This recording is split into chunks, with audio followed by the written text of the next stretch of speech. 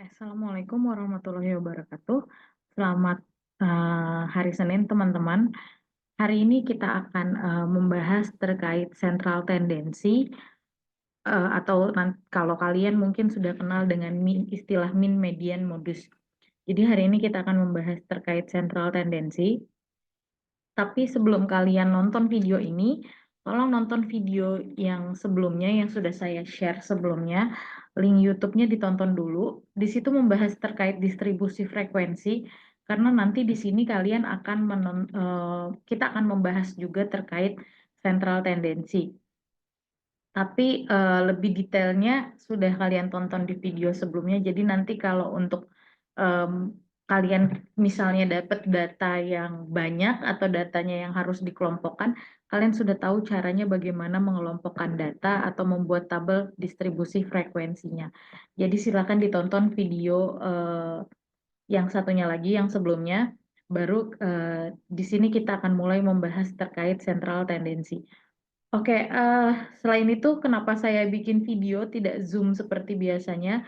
Karena menurut saya kalau dengan dibuat video seperti ini, mudah-mudahan kalian bisa menonton kembali videonya sesuai kebutuhan kalian. Jadi kalau misalnya masih belum mengerti, masih bisa diulang lagi, masih bisa diperjelas lagi. Jadi bisa disesuaikan dengan kebutuhan kalian masing-masing. Karena menurut saya materi hari ini sangat penting terkait min median modus ini akan menjadi dasar untuk pembelajaran-pembelajaran statistik lainnya ke depannya. Jadi yang namanya statistik pastinya dasarnya dari min median modus ini. Makanya karena ini materi yang sangat penting, saya rasa akan lebih efektif jika saya buatkan video, jadi kalian bisa menontonnya sesuai kebutuhan kalian.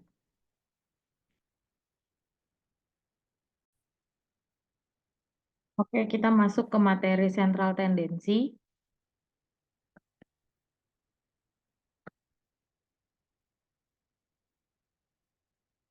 Oke. Seperti yang tadi sudah sempat saya mention, central tendency itu atau tendensi terpusat itu membahas terkait mean, median, modus. Pastinya kalian sebenarnya udah sering banget ngedengar istilah mean, median, modus ini. Oh ya, ini mean, tolong dibacanya tetap mean ya, bukan mean. Karena ini menjadi mahasiswa sering banget bacanya itu bukan min tapi jadi mean. Padahal enggak, kita membacanya dengan min. Jadi itu jangan sampai kalian nanti eh, saat apalagi pas skripsi menyebutnya masih dengan istilah mean.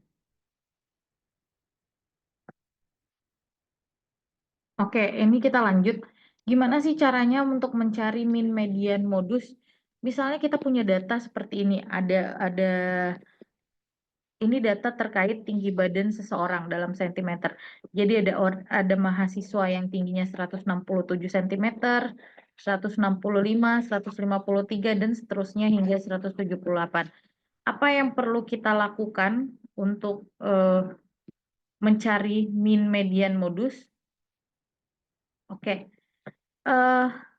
nanti dibahas. Selanjutnya kita akan membahas terkait data-data yang seperti ini.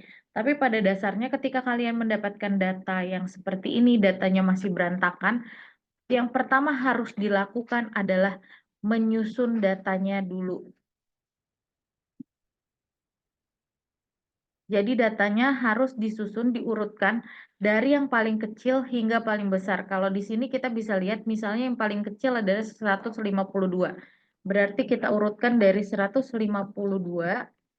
Kemudian yang kedua 153. Selanjutnya di sini kita bisa lihat ada data 159, ada 3 data.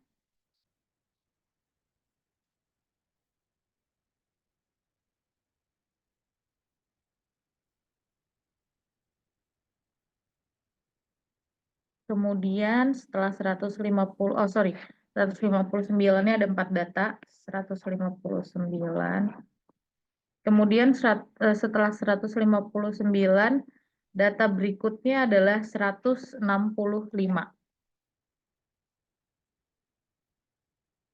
Setelah 165 di sini ada 167, ada 1, 2, 3, 4, 5, 6. 167-nya ada 6 data ya, 6 kali.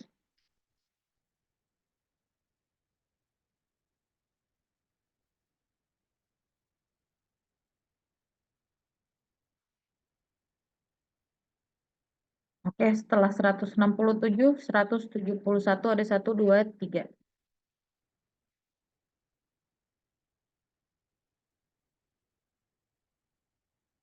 Kemudian 175 dan terakhir 178. Oke, ini sudah kita urutkan dari yang terkecil hingga yang terbesar. Setelah sudah diurutkan, baru nanti kita cari mean, median, dan modusnya. Min-nya bisa dihitung, ini semua jumlahnya, dan dibagi ada berapa datanya.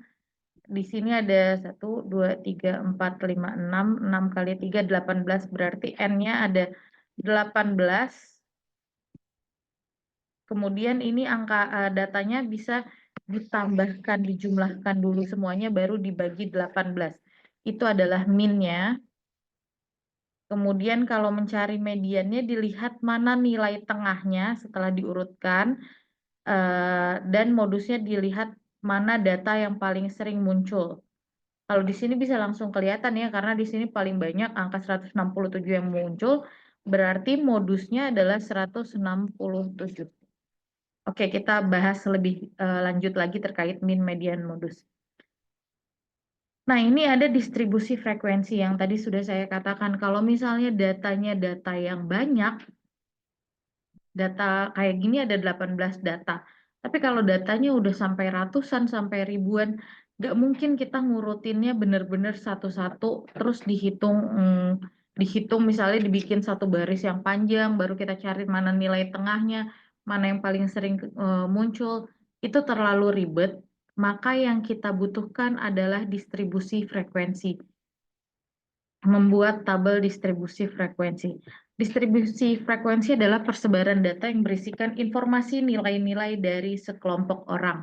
Kalau kalian lihat di sini di grafiknya, di setiap di bawah satu batang itu ada range-nya 31 sampai 40, 41 sampai 50, dan seterusnya. Ini nanti makanya kalau di tabel distribusi frekuensi dibuat dulu pengelompokan angkanya, ada range-nya, ada jaraknya dari angka berapa sampai berapa, baru nanti dihitung frekuensinya berapa atau berapa kali angka tersebut muncul. Lebih jelasnya kalian nonton di video di YouTube-nya ya. Nah, distribusi frekuensi ini juga bisa dibuat dengan menggunakan kurva normal. Ini istilahnya kurva normal atau kurva distribusi frekuensi. Kalau misalnya nanti ditarik garis kurva, maka bentuk distribusi frekuensinya bisa bermacam-macam. Ada yang simetris dan ada yang tidak simetris.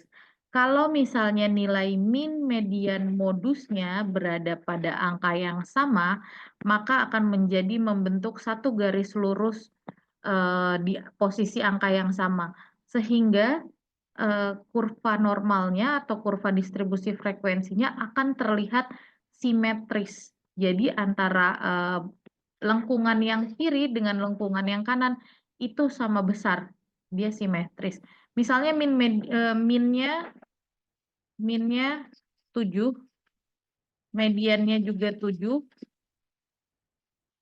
modusnya juga kita ketahui ternyata 7, maka kan ini min, median, modusnya ada di satu angka yang sama ya, sama-sama di angka 7 ya.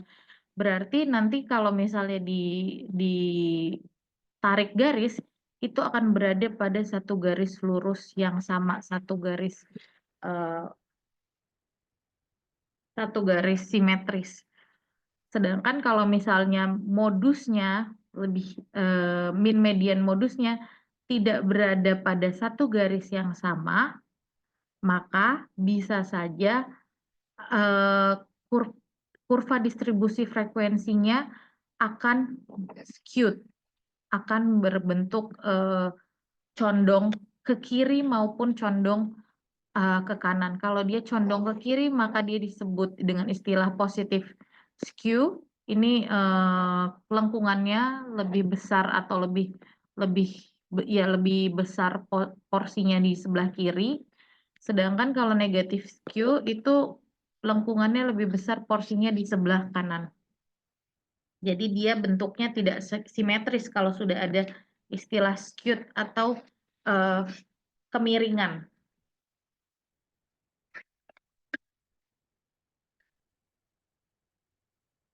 Ini statistika deskriptif. Jadi ada istilah-istilah di statistika deskriptif. Yang pertama adalah sentral tendensi atau tendensi terpusat. Di dalamnya membahas terkait mean, median, dan modus. Kemudian kalau misalnya kita punya data juga dicari deskriptifnya, ada juga istilah dispersion atau persebaran. Di persebaran ini kita akan membahas terkait range, variance, standar deviasi, persentil, dan kuartil. Ada juga frekuensi itu sendiri, ada valid percentage, dan ada cumulative percentage. Ini terkait yang tadi saya sempat mention masalah kurva, ada skewness dan kurtosis. Ada skewness ini yang tadi kemiringannya, dan nanti kita juga akan membahas terkait kurtosis. Hari ini kita fokus membahas terkait mean, median, modus dulu saja. Nanti terkait persebaran ini akan kita bahas setelah UTS. Apa sih central tendensi atau tendensi terpusat? Central tendensi merupakan suatu pengukuran statistik yang tujuannya untuk menentukan setidaknya satu nilai tunggal yang dapat mewakili dan memberikan gambaran distribusi nilai. Jadi kalau misalnya kita mau mencari kira-kira data kita itu kayak gimana sih distribusinya, kayak gimana sih persebarannya, maka kita membutuhkan yang namanya central tendensi. Nanti central tendensi ini kita cari angkanya ketika kita sudah tahu, misalnya mean-nya, salah satunya misalnya mean-nya. Ketika kita sudah tahu, maka kita tahu kira-kira responden kita itu rata-rata skornya atau rata-rata nilainya berapa. Maka dari situ kita juga bisa membayangkan kira-kira posisinya data kita itu seperti apa. Atau kita bisa membayangkan juga ternyata dari sekian banyak angka yang paling banyak muncul tuh angka berapa sih, skor berapa sih. Nah, ini membahas terkait modusnya, dan kita kalau melihat kira-kira dari seluruh data kita nilai tengahnya, posisi tengahnya itu ada di mana, itu membahas mediannya. Makanya ketika kita mengetahui mean, median, modus dari data kita, maka kita bisa memiliki gambaran kira-kira distribusi data kita itu seperti apa. Ini fungsinya mencari satu nilai yang mampu mewakili beberapa individu merepresentasikan dalam suatu kelompok. Ini masih manfaat sentral tendensi, dia bisa memberikan deskripsi atau mendeskripsikan sederhana sebuah populasi ketika kita tahu misalnya nih, contohnya adalah gini, kita tahu di dalam dari hasil nilai UTS mahasiswa pada mata kuliah statistika diketahui ternyata nilai min-nya, nilai rata-rata kelasnya itu ada di 80. Berarti saya sebagai dosen tahu kira-kira kemampuan mahasiswa dalam mengerjakan soal UTS itu seperti apa. Oh, berarti range-nya rata-rata mahasiswa itu ada di nilai 80. Berarti rata-rata mahasiswa saya itu berada pada posisi, kalau misalnya kita mau melihat posisi dia di dalam nilai, kita tahu kalau 80 ini adalah nilai B+. Nah, ketika kita tahu nilai mahasiswa B+, saya bisa mendeskripsikan secara sederhana, berarti mahasiswa saya itu tingkat intelijensinya atau mereka bisa menangkap materi statistiknya pada posisi mana. Kira-kira seperti itu. Ketika kita tahu min-nya atau rata-rata kelompoknya. Atau kalau misalnya saya akhirnya tahu ternyata nilai yang paling banyak dari nilai UTS mahasiswa itu nilai paling banyak muncul itu adalah nilai 83. Berarti saya bisa membayangkan kalau mahasiswa saya itu paling banyak mereka berada pada level amin. Ketika kita sudah tahu, ini pastinya akan sangat membantu kita untuk mendeskripsikan secara sederhana bagaimana sih kondisi populasi kita atau bagaimana sih kira-kira responden kita itu kita bisa mendeskripsikan respondennya secara sederhana. Kemudian kita juga bisa membandingkan kelompok berdasarkan deskripsinya. Misalnya gini, ketika saya sudah tahu ternyata kalau mahasiswa kelas C rata-rata nilainya berapa dan di mahasiswa kelas D rata-rata nilainya berapa. Nah, saya bisa membandingkan ternyata mahasiswa kelas C dan mahasiswa kelas D mungkin nilainya akan lebih tinggi di kelas C misalnya ya. Ini tanpa saya menganggap bagaimana kelasnya, tapi misalnya contohnya ternyata nilai C nilainya lebih tinggi, maka saya bisa membandingkan, oh ternyata anak-anak di kelas C mereka mereka menangkap lebih jelas materi statistik dan mereka bisa mengerjakan soal-soal UTS statistik yang saya berikan dengan lebih baik dibandingkan kelas D. Jadi saya bisa membandingkan secara sederhana terkait kelompok berdasarkan tadi deskripsinya, berdasarkan hasil yang diperoleh, min, median, modus yang diperoleh.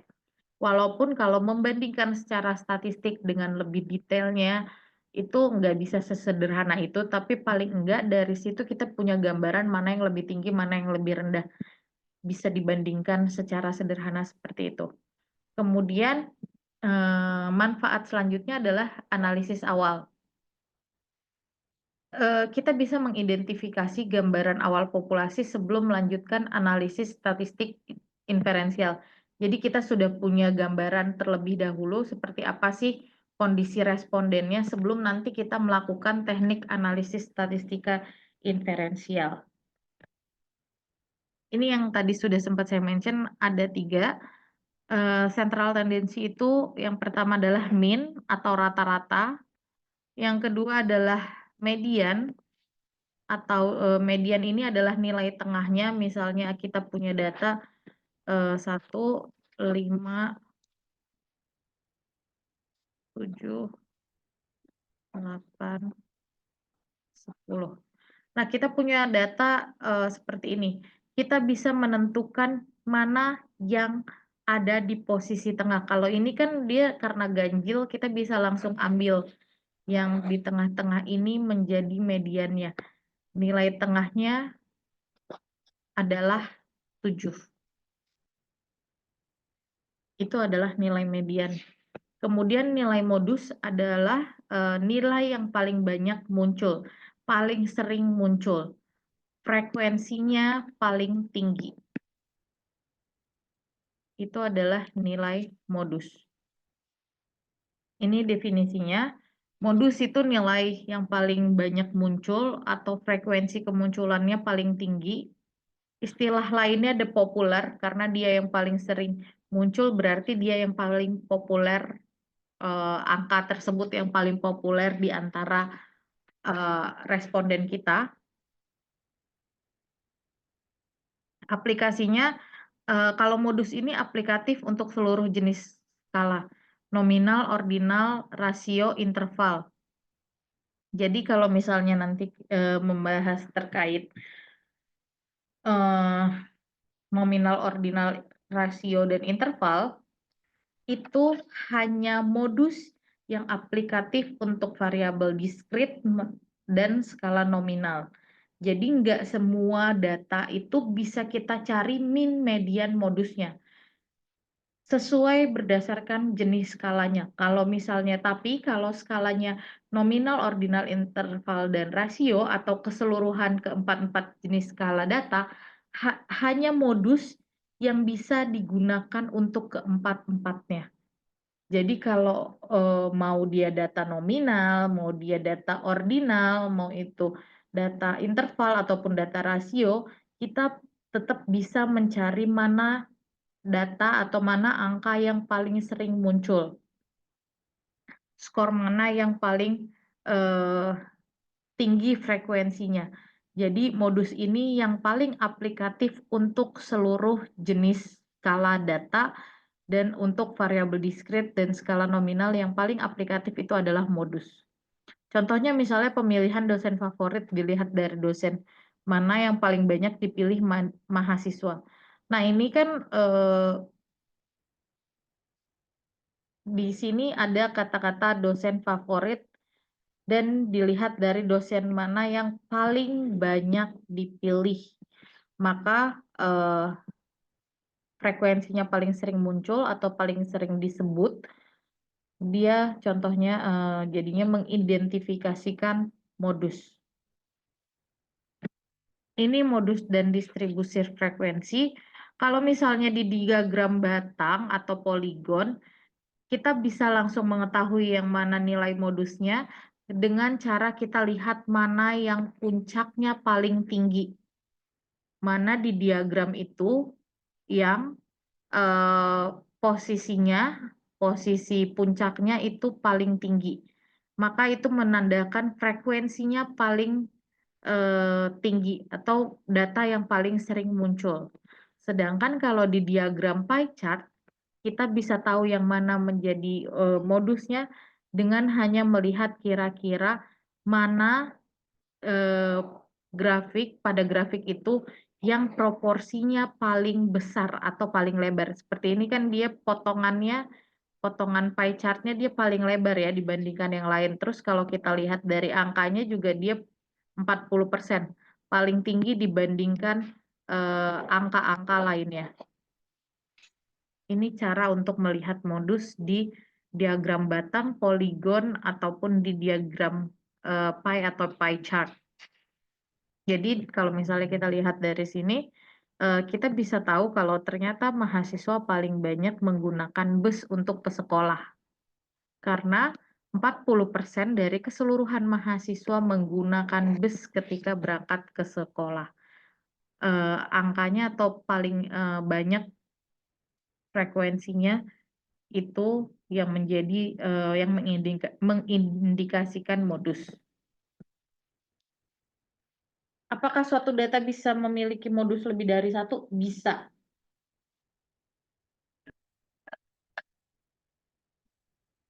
Ada istilah namanya bimodal. Bimodal ini ketika di dalam satu data dia punya dua modus.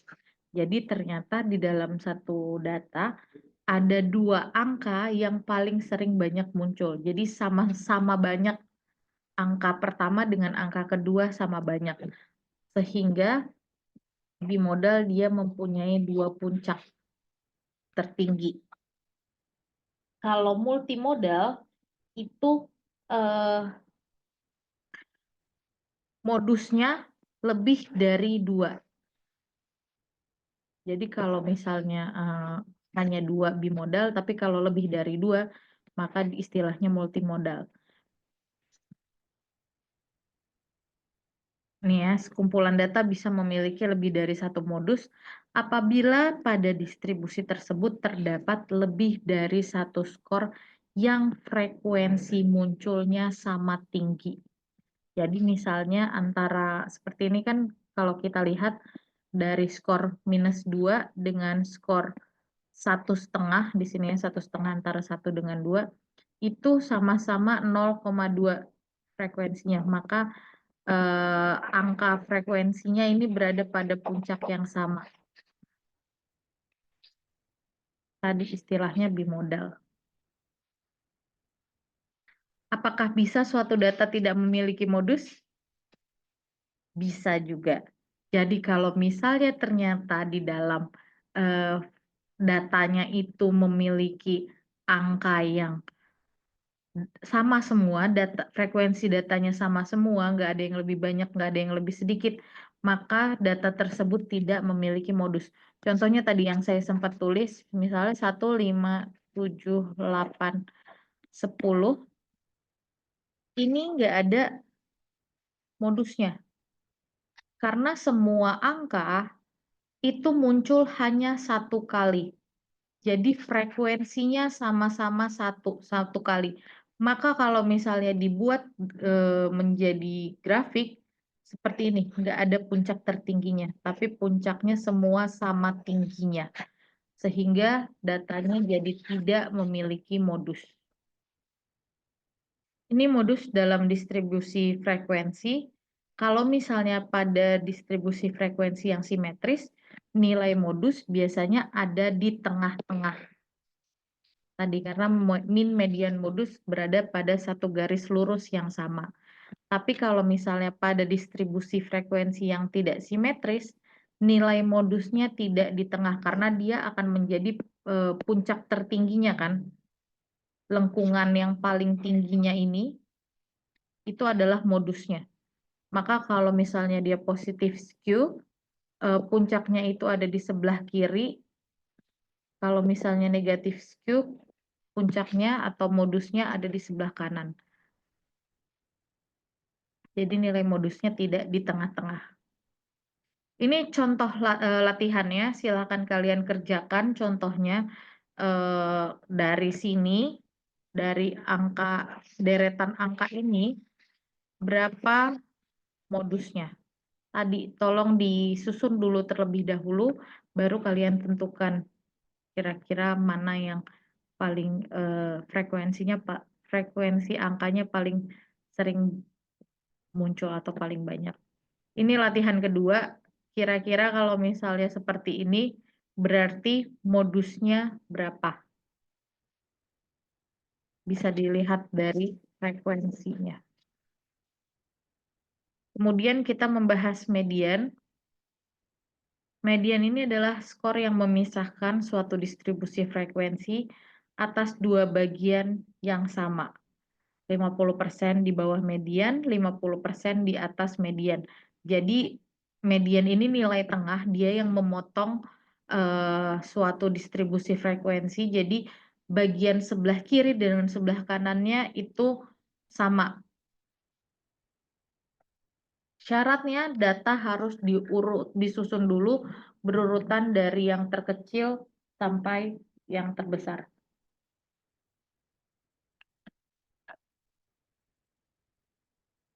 Median ini paling aplikatif untuk jenis skala ordinal. Ya, karena ada jenjangnya, ada berjenjang kalau ordinal kan, ada stratanya, maka bisa dibagi paling aplikatif di skala ordinal. Ini contohnya min pada jumlah data yang ganjil. Jadi kalau misalnya datanya ganjil, kita bisa langsung kita langsung lihat mana sih yang berada di posisi tengah. Ini contohnya yang 8.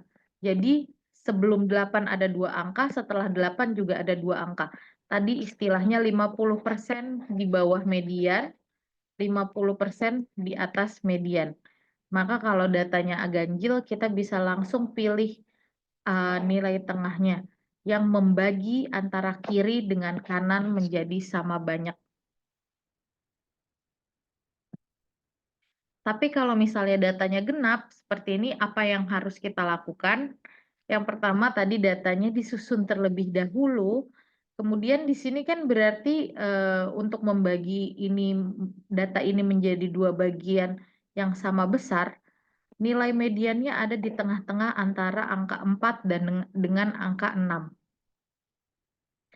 Sehingga antara 4 sampai 6 itu ada angka berapa sih yang menjadi pemotong biar pas ada di tengah-tengahnya. Caranya adalah 4 ditambah 6 dibagi 2. Maka mediannya menjadi 5. berarti nilai tengahnya adalah 5. Kira-kira seperti itu. Jadi bukan langsung kalau misalnya angkanya kayak gini kan jaraknya cuma 1 ya, 4 ke 6. Jadi yang tengah-tengahnya pasti 5 gitu, antara 4 dengan 5, 4 dengan 6 yang ada angka di tengahnya 6. Tapi terkadang tuh ada angka yang misalnya 38, kemudian angka berikutnya 43.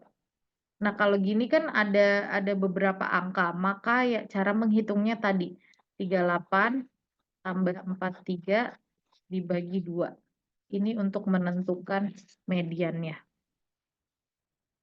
Maka angka yang paling posisinya paling tengah atau yang kira-kira posisinya ada di tengah seperti ini, angka tersebutlah yang perlu ditambah kemudian dibagi 2 untuk mencari nilai mediannya.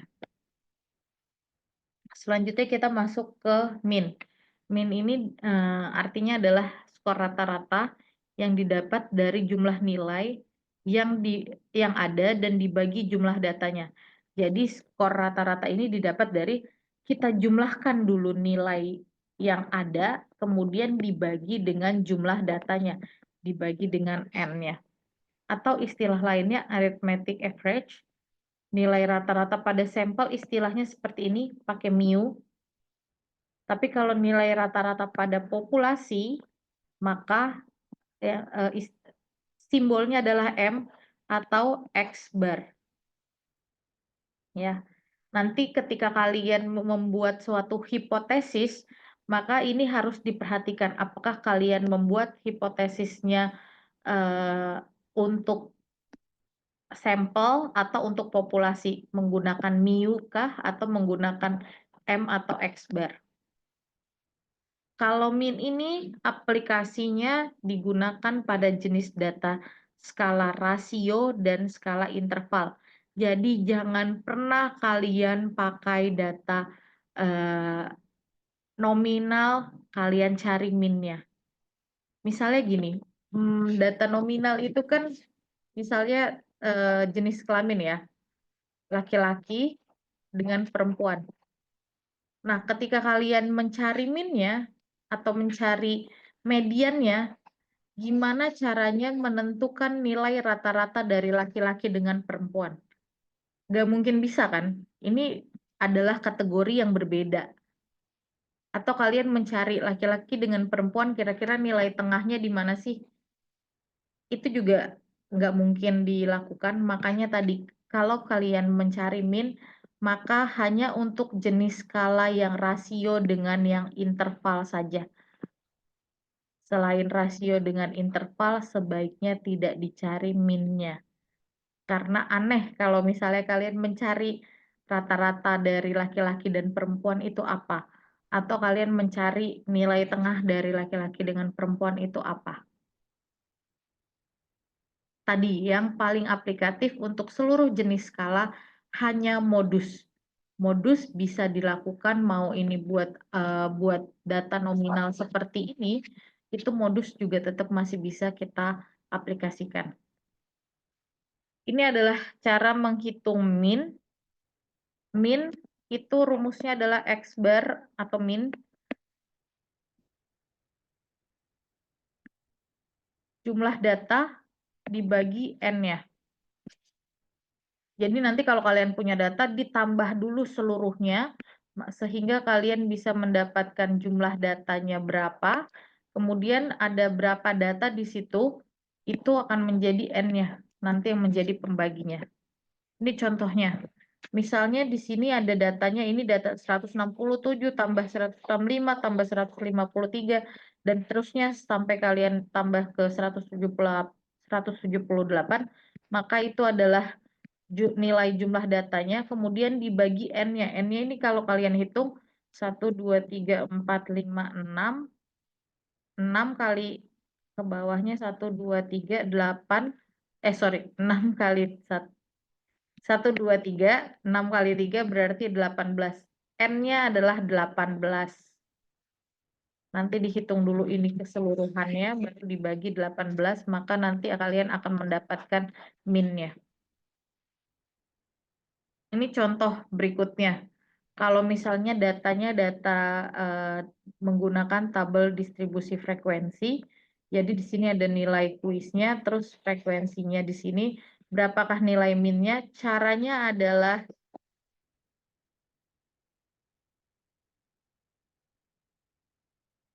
kalian kali dulu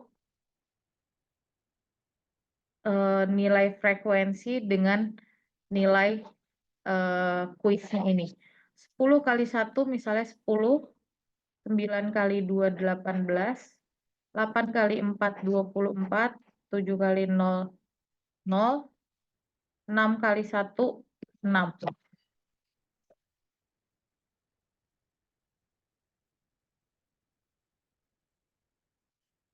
Kemudian dijumlahkan keseluruhannya. Misalnya 10 tambah 18, 10 tambah 18, ditambah 24, ditambah 0, tambah 6. Diperoleh datanya adalah, hasilnya adalah 58. Bagi N. N-nya berapa? Ini angka frekuensinya ditambahkan. 1 ditambah 2, tambah 4, tambah 0, tambah 1. 8. Frekuensinya adalah 8 ya, karena N-nya sorry. Jumlah datanya adalah 8, dilihat dari tadi. Frekuensinya yang dijumlahkan.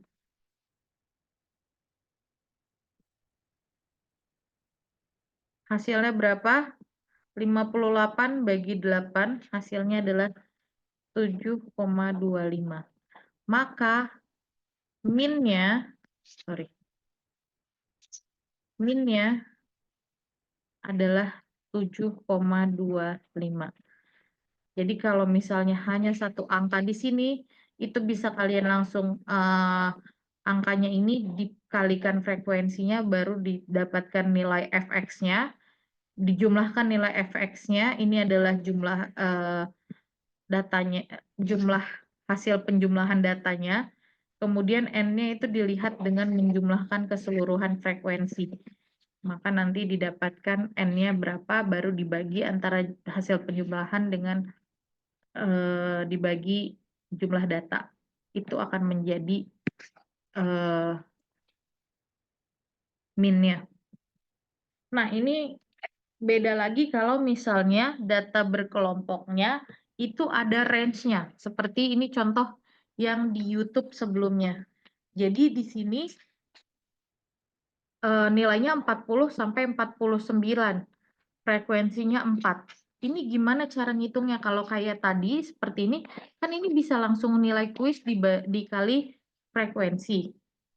Tapi kalau misalnya 40 sampai 49, ini gimana cara mendeskripsikannya supaya dia bisa kita kali dengan frekuensinya? Caranya adalah mencari XI-nya atau nilai tengahnya.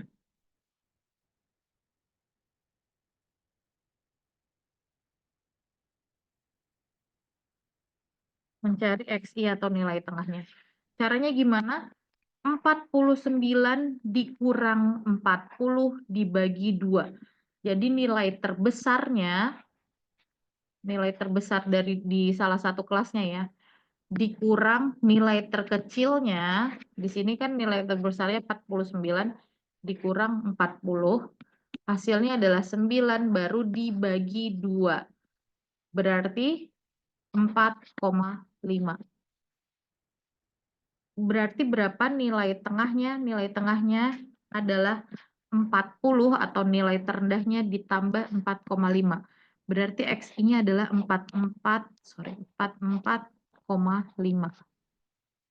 Begitu juga seterusnya. 50 ini berarti 54,5, 60 64,5, 70 74,5, 80 sampai 89 berarti 84,5, 90 berarti 94,5. Setelah itu angka angka nilai tengah atau XI inilah yang dikali ke frekuensinya. Jadi 44,5 dikali 4. Berarti di sini 178. 54,5 dikali 6, 327. 64,5 dikali 10, 645. 74,5 dikali 4, 298. 84,5 dikali 4, 338. 94,5 dikali 2, 189. Selanjutnya untuk mendapatkan penjumlahan yang atas ini, yang penjumlahan datanya adalah ditambahkan keseluruhan yang di F kali XI ini. Jadi 178 ditambah 327 ditambah 645 ditambah 298 ditambah 338 ditambah 189. Hasilnya adalah 1975 dibagi N, dibagi jumlah datanya. 4 tambah 6 tambah 10 tambah 4 tambah 4 tambah 2. Ada 30. Maka rata-ratanya adalah 1975 dibagi 30. Rata-ratanya minnya adalah 65,83. Maka minnya atau X bar-nya hasilnya adalah 65,83. Ini cara menghitung kalau untuk data berkelompok. Jadi dicari dulu nilai tengahnya. Setelah kalian bikin tabel distribusi frekuensinya, kemudian dicari nilai tengahnya, baru frekuensi dikalikan nilai tengah. Setelah frekuensi dengan nilai tengah ini dikalikan satu-satu, kalian dapat hasilnya. Dijumlahkan seluruhnya, dibagi dengan banyaknya data. Kemudian ada juga istilah weighted mean. Weighted mean ini digunakan bila kita ingin mencari mean keseluruhan dari dua set data yang berbeda. Jadi misalnya kita punya set data A dengan set data B, nah kita mau cari mean keseluruhan dari dua data set ini. Itu istilahnya adalah weighted mean.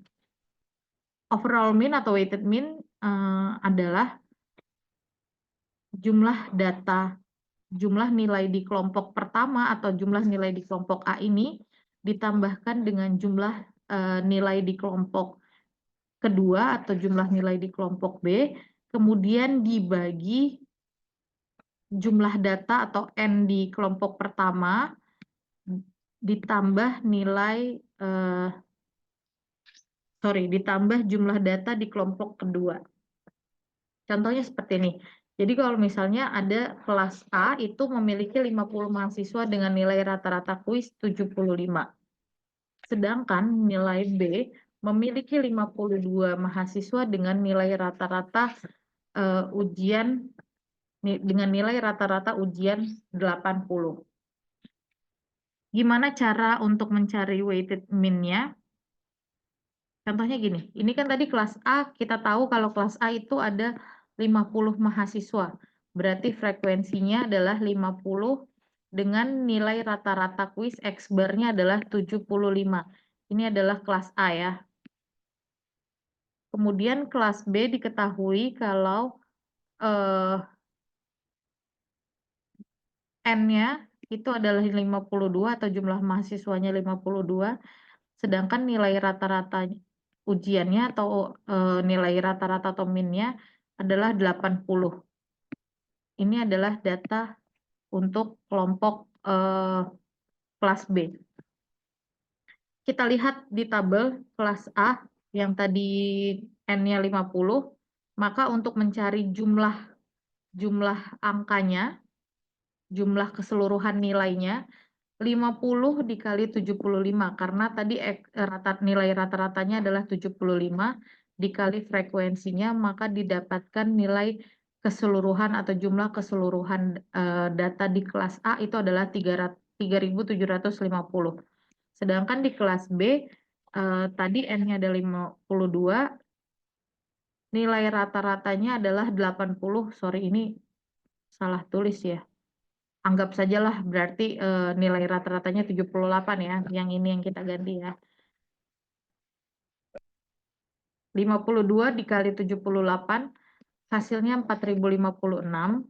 Kemudian kalau kita mau mencari weighted mean atau combine-nya, itu yang ini. Berarti N-nya ada 50 tambah 52, N-nya totalnya adalah 102.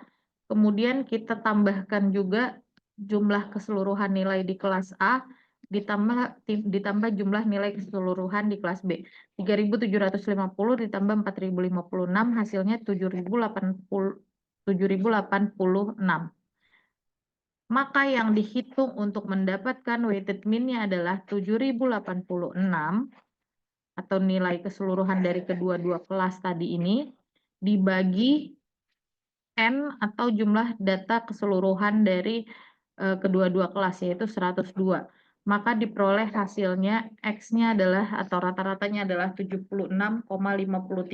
Ini weighted mean. Ketika kita punya dua data set atau dua data, kita tapi mau mencari mean keseluruhan dari kedua-dua data ini, dua-dua kelas ini, maka kita menggunakan istilah weighted mean dengan cara tadi ditambahkan dulu nilai keseluruhan di kelas A ditambahkan dengan nilai keseluruhan kelas B dibagi jumlah orang di kelas A dengan jumlah orang di kelas B ditambahkan, baru inilah hasilnya tadi. Ini kapan kita menggunakan mean? Ketika kita mempunyai data interval dan rasio. Kalau data kita interval dan rasio, kita bisa menggunakan mean. Tapi kalau data kita nominal dengan ordinal, kita tidak bisa menggunakan data mean. Kemudian mean juga digunakan untuk perhitungan statistik lebih lanjut. Ini yang di persebaran nanti kita akan membahas terkait varians dan standar deviasi atau simpangannya nanti kira-kira berapa sih seberapa jauh orang itu menyimpang dari nilai rata-ratanya. Itu nanti akan kita bahas selanjutnya. Kemudian mean juga digunakan apabila penyebaran atau distribusi frekuensinya berbentuk simetris atau tidak skewed atau tidak memiliki skor ekstrim. Jadi ketika dia posisinya simetris yang sempurna ya, seperti ini kira-kira. Mean ini lebih sensitif terhadap kehadiran skor ekstrim dibandingkan mean, median, dan modus. Apabila diinginkan suatu tendensi sentral yang reliable dan paling stabil terhadap sampling. Jadi kalau kita pengen melihat suatu tendensi sentral yang paling reliable dan paling stabil terhadap sampling, maka yang digunakan adalah mean dibandingkan median dengan modus. Ini kapan kita menggunakan median? Median kita gunakan ketika data kita berada pada data skala ordinal untuk mencari nilai tengahnya. Jadi apabila ada nilai ekstrim, nilai median juga kita gunakan ketika ada nilai ekstrim dalam distribusi frekuensi. Karena tadi dia bisa membagi data menjadi dua. Jadi bisa kelihatan ketika ada data yang nilainya ekstrim, sehingga distribusi datanya juga berbentuk skewed.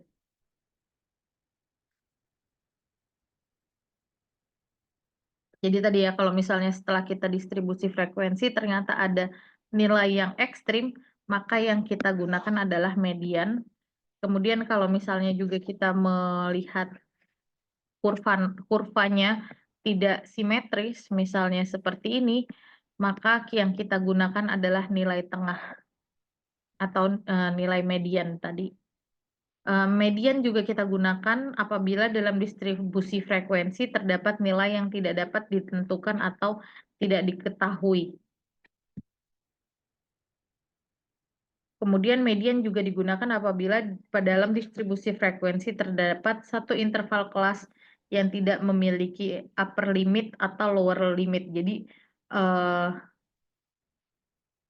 open-ended distribution. Jadi ketika misalnya dibuat distribusi frekuensi, ada satu kelas yang misalnya di sini nilainya 90 hingga tidak terhingga atau masih titik-titik. Jadi tidak memiliki eh, batas kelas atau upper limitnya. Dia masih open-ended distribution, maka yang kita gunakan adalah median. Modus kita gunakan pada data yang skala nominal, tadi skala nominal, contohnya ketika jenis kelamin kita bisa melihat mana sih yang paling banyak, apakah perempuan atau laki-laki. Maka modus ini yang bisa kita gunakan untuk data skala nominal, tapi sebenarnya dia yang paling ini ya, yang paling aplikatif untuk keempat-empat jenis skala. Kemudian modus juga digunakan apabila data tergolong variabel diskrit atau diskrit itu hanya ada dua pilihan atau dua variabel. Kalian sudah sempat kita bahas di minggu-minggu sebelumnya. Kemudian modus ini juga digunakan apabila diinginkan suatu ukuran pemusatan yang dapat dihitung dengan cepat dan mudah. Karena dia paling kelihatan kan, kalau misalnya kita lihat di tabel distribusi frekuensi aja atau yang frekuensinya paling tinggi itu yang mana, itu kan udah menjadi modus. Jadi dia kalau kita mau dapetin suatu ukuran pemusatan yang paling cepat dan mudah untuk dicari atau dihitungnya, itu bisa menggunakan modus karena langsung terlihat dia. Kemudian modus ini juga digunakan ketika kita memberikan gambaran distribusi frekuensi sebagai tambahan data dari sentral tendensi yang lain untuk menggambarkan bentuk distribusi skornya.